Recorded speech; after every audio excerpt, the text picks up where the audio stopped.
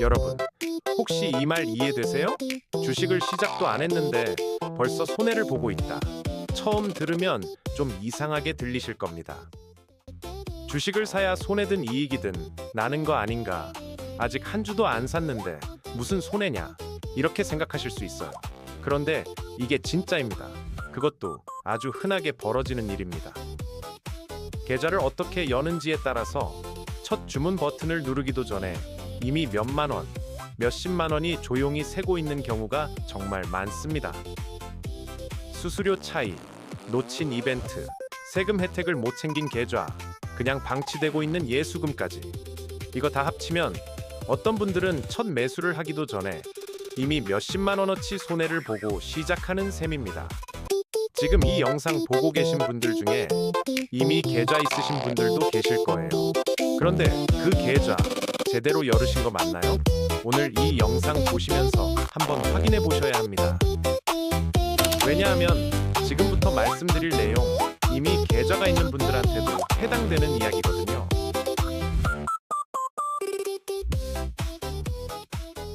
제 지인 중에 김 부장이라는 분이 계세요. 이분이 딱 이 함정에 제대로 걸렸던 분입니다. 계좌는 열었는데 열고 나서 몇 달 뒤에야 내가 그동안 손해를 보고 있었구나를 깨달았던 케이스입니다. 오늘 이 영상에서는 김 부장이 어디서 어떻게 손해를 보고 있었는지, 그리고 여러분은 어떻게 하면 그 손해를 피할 수 있는지 하나씩 짚어드리겠습니다. 이 영상 끝까지 보시면요, 지금 계좌가 있든 없든 상관없이 오늘부터 새는 돈을 막으실 수 있습니다. 구독, 좋아요는 부담 없이 눌러주시고요. 바로 시작하겠습니다. 김 부장, 이 이야기의 주인공입니다. 실명은 아니고요. 여러 사례를 조합해서 재구성한 인물입니다. 여러분 중에도 비슷한 상황에 계신 분들 분명 있으실 거예요. 김 부장은 중견기업 구매팀에서 15년 넘게 일한 평범한 직장인입니다. 회사에서는 숫자 좀 다룬다는 소리를 듣는 사람인데 이상하게 주식 계좌는 40이 넘도록 없었습니다. 그러던 어느 날 동창 모임에서 다들 주식 얘기를 하는데 자기만 낄 수가 없었던 겁니다. 집에 오는 길 김 부장은 결심했습니다. 나도 오늘 계좌부터 열어야겠다. 그런데 문제는 여기서부터 시작됩니다. 김 부장은 그날 밤 정말 서둘렀습니다. 스마트폰으로 아무 증권사 앱이나 검색해서 제일 위에 뜨는 걸 골라서 설치했습니다. 알고 보니 그건 광고 순이었는데 김 부장은 그런 걸 알 리가 없었죠. 여기서 잠깐 김 부장이 실제로 어떤 순서로 계좌를 열었는지 하나씩 보여드릴게요. 이 과정 자체는 사실 아주 쉽습니다. 순서만 알면 누구나 15분에서 20분이면 끝낼 수 있어요. 가장 먼저 하는 건 앱 설치입니다. 스마트폰 앱스토어나 플레이스토어에서 증권사 이름을 검색해서 설치하면 됩니다. 여기서 첫 번째 팁, 은행 앱이 아니라 증권사 앱을 직접 설치하는 게 헷갈리지 않습니다. 요즘은 은행 앱 안에서도 증권 계좌로 연결되는 경우가 있는데 처음에는 증권사 공식 앱을 바로 설치하시는 게 가장 깔끔합니다. 앱을 켜면 화면 어딘가에 계좌 개설 혹은 비대면 계좌 개설이라는 메뉴가 보입니다. 이걸 누르면 두 번째 단계, 본인 인증으로 넘어갑니다. 이름, 주민등록번호, 통신사 정보를 입력하고 문자로 오는 인증번호를 입력하면 되는데 이건 평소에 다른 앱 가입할 때 하던 휴대폰 인증이랑 똑같습니다. 세 번째 단계는 신분증 촬영입니다. 주민등록증이나 운전면허증을 스마트폰 카메라로 찍으면 앱이 자동으로 이름이나 주민등록번호 같은 글자를 읽어서 화면에 채워줍니다. 이때 조명이 너무 어둡거나 반사가 심하면 글자 인식이 잘 안 될 수 있으니까 밝은 곳에서 신분증을 평평하게 놓고 찍는 게 좋습니다. 네 번째 단계는 계좌 확인입니다. 지금 쓰고 있는 다른 은행 계좌 번호를 입력하면 그 계좌로 몇백 원, 몇천 원짜리 소액이 입금됩니다. 그 입금된 금액에 적힌 숫자를 다시 앱에 입력해서 진짜 본인 계좌가 맞는지 한 번 더 확인하는 절차예요. 이건 다른 사람이 내 이름을 도용해서 계좌를 못 열게 막는 안전장치라고 보시면 됩니다. 다섯 번째 단계는 얼굴 인증입니다. 아까 찍은 신분증 사진 속 얼굴과 지금 스마트폰 카메라로 찍는 실제 얼굴을 비교해서 본인이 맞는지 확인하는 과정입니다. 여섯 번째 단계는 비밀번호 설정입니다. 계좌 비밀번호랑 매매할 때 쓰는 비밀번호를 따로 정하게 되는데 여기서 하나만 당부드릴게요. 생년월일이나 전화번호 뒷자리처럼 남들이 쉽게 짐작할 수 있는 숫자는 피하시는 게 좋습니다. 실제로 돈이 오가는 계좌인 만큼 이 부분은 조금 신경 써서 정하시면 좋겠습니다. 마지막 일곱 번째 단계는 투자 성향 진단입니다. 몇 가지 질문에 답하게 되는데 손실을 얼마나 견딜 수 있는지, 투자 경험이 어느 정도인지를 묻는 정도예요. 이건 시험이 아니니까 그냥 솔직하게 답하시면 됩니다. 여기까지가 전부입니다. 정말 이게 다예요. 이 일곱 단계를 다 거치면 계좌가 만들어지고 바로 그날부터 돈을 넣고 매매를 시작할 수 있습니다. 김 부장도 이 순서를 그대로 따라서 계좌를 열었는데 시계를 보니 정확히 15분 걸렸다고 했습니다. 문제는 이 과정 자체가 아니었습니다. 문제는 이 일곱 단계를 밟기 전에 어떤 증권사를 고를지 전혀 비교하지 않았다는 데 있었습니다. 김 부장은 뿌듯했습니다. 드디어 나도 계좌가 생겼구나. 이날 밤 김 부장은 뭘 놓쳤는지 전혀 몰랐습니다. 첫 번째 손해는 여기서 시작됩니다. 바로 증권사를 비교하지 않고 골랐다는 겁니다. 지금은 국내 주식 거래 수수료를 사실상 없애다시피 한 증권사들이 많습니다. 그런데 어떤 증권사는 여전히 국내 주식 수수료를 일정 부분 받고 어떤 증권사는 해외 주식 수수료나 환전 우대율에서 큰 차이가 납니다. 김 부장은 나중에 해외 주식에 관심이 생겨서 미국 주식을 좀 사보려고 했는데 그때서야 알았습니다.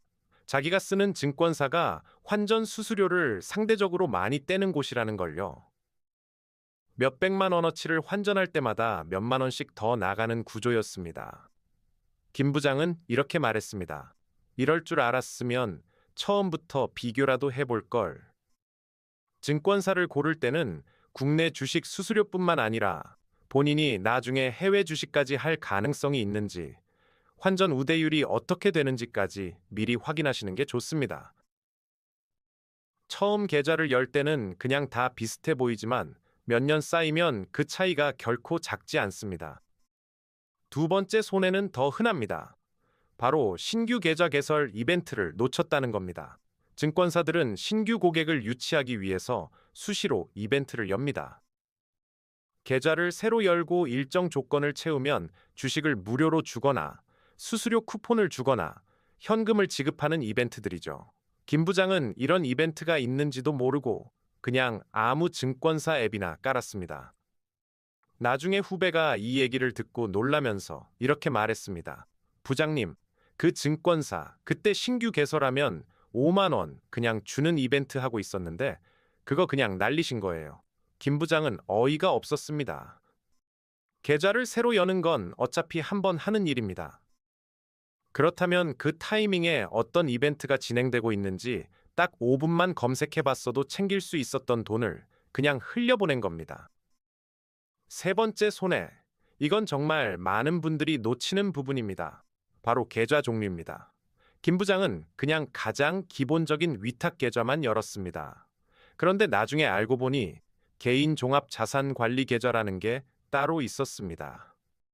흔히 ISA라고 부르는 계좌인데 쉽게 말하면 정부에서 세금을 깎아주는 특별한 계좌라고 생각하시면 됩니다. 이 계좌를 함께 썼으면 세금을 아예 안 내거나 훨씬 적게 낼 수 있었던 겁니다. 김 부장은 몇 년째 그냥 일반 위탁 계좌로만 매매를 하다가 나중에 세금 신고 시즌에 세무사인 친구한테 이 얘기를 듣고서야 알았습니다. 부장님, 그동안 낸 세금의 일부는 ISA 계좌를 같이 썼으면 안 내도 됐던 돈이에요. 이 말을 들었을 때 김 부장의 표정 정말 볼만했다고 하더군요. 물론 이 계좌는 인출이나 운용에 일정한 제약이 있어서 무조건 다 좋다고만은 할 수 없습니다. 하지만 최소한 이런 계좌가 있다는 걸 알고 자신의 투자 성향에 맞는지 검토는 해봤어야 하는데 김 부장은 그 존재 자체를 몰랐던 겁니다. 모르면 아예 선택지에서 빠지는 거죠. 이게 계좌 개설 단계에서 가장 크게 새는 돈 중 하나입니다. 네 번째 손해. 이건 조금 더 조용하게 새는 돈입니다. 바로 예수금 방치입니다. 예수금이 뭐냐면 계좌에 돈은 넣었는데 아직 주식을 사지 않고 그냥 현금으로 남아있는 돈을 말해요. 김 부장은 계좌를 열고 나서 매달 조금씩 돈을 넣었는데 어떤 종목을 살지 고민하느라 몇 달씩 그냥 현금으로 놔두는 경우가 많았습니다. 문제는 이렇게 그냥 쌓아둔 돈에는 이자가 거의 붙지 않는다는 겁니다. 반면에 요즘은 이 대기 중인 돈을 자동으로 짧은 기간 금융상품에 넣어서 매일매일 이자를 붙여주는 서비스를 제공하는 증권사들도 있습니다. 흔히 파킹 기능이라고 부르는 서비스예요. 김 부장은 이런 기능이 있는 줄도 몰랐습니다. 몇 달 동안 몇백만 원이 그냥 이자 한 푼 없이 잠들어 있었던 겁니다. 큰 금액은 아니라고 생각하실 수 있지만 이게 몇 년, 몇십 년 쌓이면 절대 무시할 수 없는 차이가 됩니다. 다섯 번째 손해. 이건 눈에 보이지 않아서 더 무섭습니다. 바로 시작을 미룬 시간 자체가 손해였다는 겁니다. 김 부장은 사실 계좌를 열기 전까지 몇 달을 망설였습니다. 복잡할 것 같다, 위험할 것 같다는 막연한 두려움 때문이었죠. 그런데 그 몇 달 사이에도 시장은 움직이고 있었습니다. 물론 시장이 항상 오르기만 하는 건 아니고 타이밍을 예측할 수 있는 것도 아닙니다. 하지만 최소한 계좌를 미리 열어놓고 소액으로라도 공부를 시작했더라면 실전 감각을 쌓는 시간 자체를 몇 달 더 벌 수 있었을 겁니다. 투자는 결국 경험이 쌓여야 실력이 느는 영역인데 시작을 미룬 만큼 그 경험치 쌓는 시간도 함께 미뤄지는 셈입니다. 이건 눈에 보이는 손실은 아니지만 기회비용이라는 이름의 손해입니다. 여섯 번째 손해. 이것도 은근히 많은 분들이 놓치는 부분입니다. 바로 공동인증서나 간편인증 설정을 제대로 안 해놓아서 매번 로그인할 때마다 번거로움을 겪고 결국 그 번거로움 때문에 정작 필요한 순간에 계좌 확인을 미루게 되는 경우입니다. 김 부장도 처음엔 공동인증서 비밀번호를 매번 헷갈려 하다가 급하게 확인해야 할 일이 있었는데 로그인이 안 돼서 몇 시간을 날린 적이 있었습니다.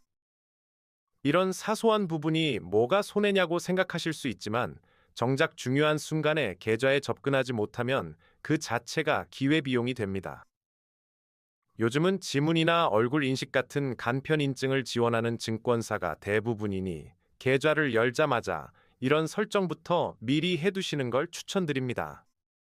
이렇게 6가지를 다 확인하고 비교해도 실제로 걸리는 시간은 30분 남짓이면 충분합니다. 문제는 시간이 아니라 애초에 뭘 확인해야 하는지 몰랐다는 것 뿐입니다. 그래서 오늘 이 영상이 존재하는 겁니다. 여러분이 직접 하나하나 검색하고 비교하는 수고를 이 영상 하나로 줄여드리기 위해서요. 지금부터 김 부장이 이 손해들을 하나씩 어떻게 바로잡았는지 그 과정을 보여드리겠습니다. 김 부장이 이 모든 손해를 깨닫게 된 계기는 회사 후배와의 우연한 대화였습니다. 어느 날 점심시간에 후배가 물었습니다. 부장님, 요즘 주식 하신다면서요? 어디 증권사 쓰세요? 김 부장이 증권사 이름을 말하자 후배는 고개를 갸웃하며 되물었습니다. 그거 해외 주식 환전 우대율 별로 안 좋은 곳인데 혹시 미국 주식도 하세요?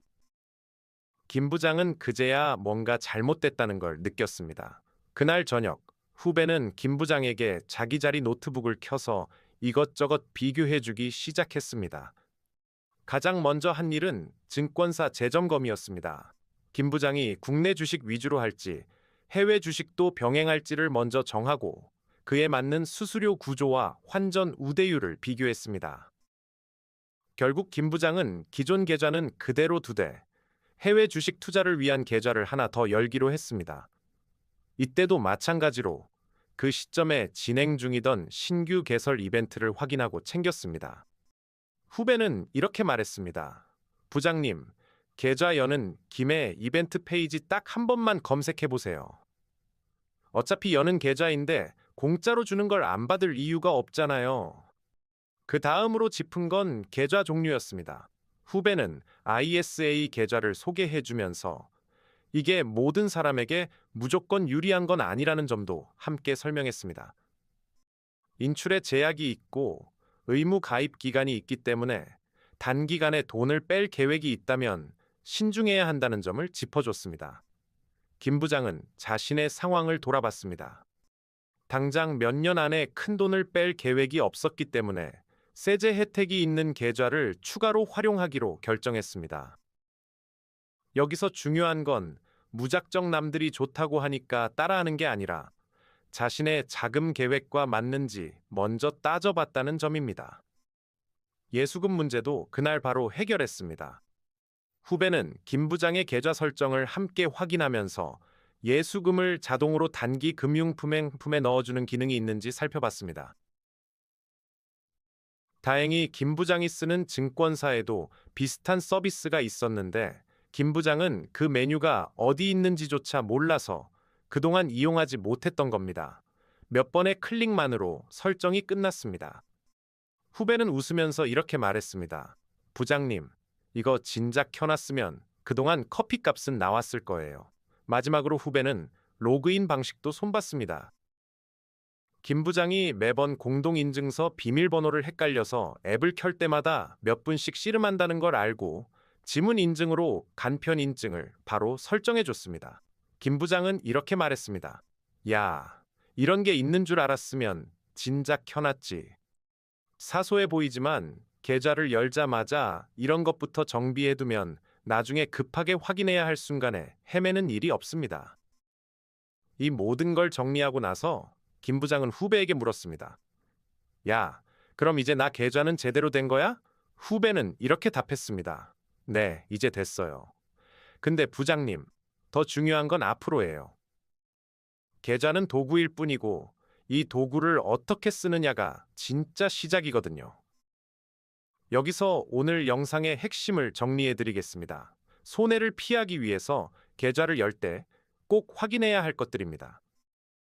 첫 번째, 증권사를 고를 때는 지금 당장의 필요뿐만 아니라 앞으로의 계획까지 고려하세요. 국내 주식만 할 건지, 해외 주식도 할 건지에 따라 비교해야 할 항목이 달라집니다. 국내 주식 수수료, 해외 주식 수수료, 환전 우대율, 이 세 가지는 최소한 확인하고 시작하시는 게 좋습니다. 두 번째, 계좌를 열기 전에 그 시점에 진행 중인 신규 개설 이벤트를 꼭 검색해 보세요.